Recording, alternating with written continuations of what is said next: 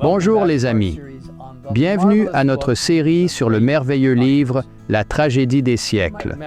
Vous vous souvenez peut-être que dans notre dernière vidéo, nous avons examiné une question très importante.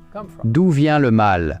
En répondant à cette question, nous avons vu comment la Bible décrit clairement un ange de lumière tombé de sa position élevée lorsqu'il a chéri le mal dans son cœur. Cet ange, appelé Lucifer, s'est rebellé contre Dieu et a propagé sa rébellion à d'autres anges, mais aussi sur terre. Aujourd'hui, nous continuons à faire l'expérience des tentations de Satan et des conséquences douloureuses que le péché entraîne toujours. Dans ce conflit très réel qui fait rage entre le Christ et Satan, une grande partie de cette bataille se déroule dans notre propre cœur. Mais louons Dieu, nous ne sommes pas captifs de Satan, liés sans pitié à ses voies pernicieuses et forcés de le suivre. Si nous revenons au chapitre 3 de la Genèse, peu de temps après qu'Adam et Ève aient succombé aux tentations vicieuses de Satan, nous voyons Dieu à la recherche de ses enfants rebelles. « Adam, où es-tu » dit-il.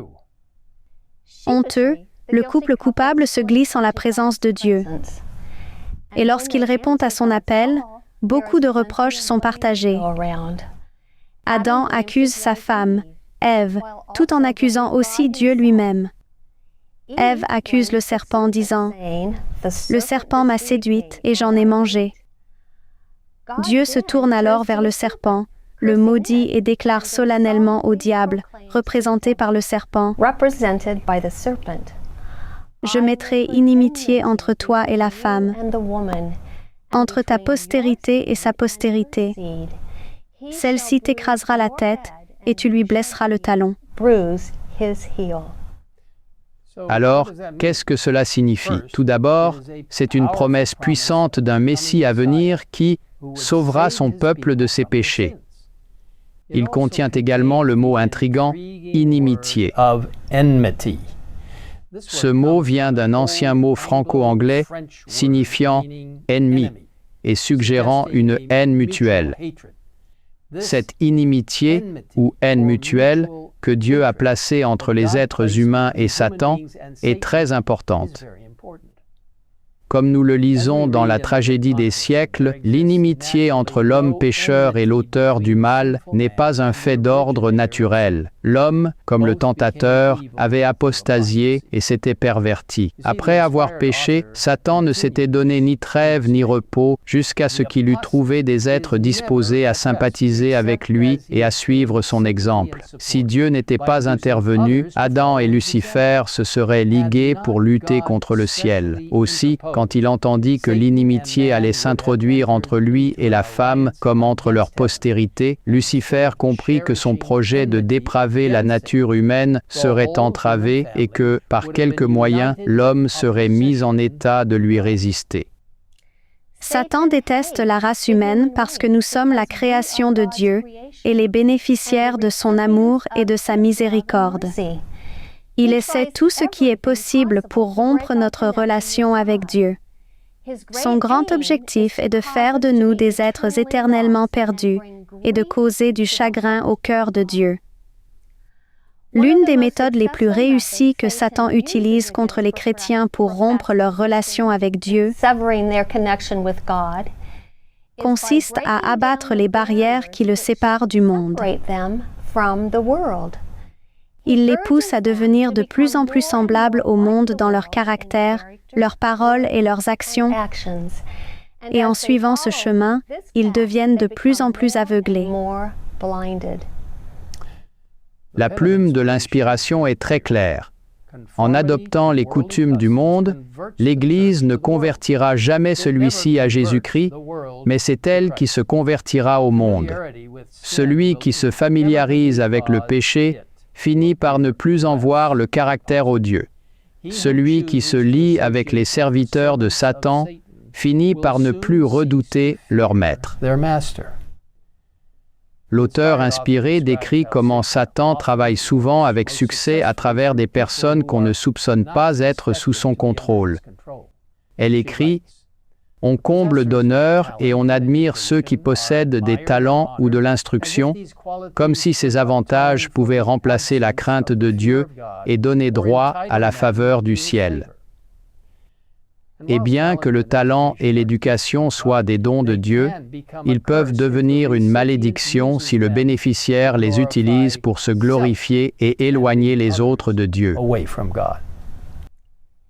Même la courtoisie et les manières raffinées peuvent être utilisées comme des outils trompeurs entre les mains du diable.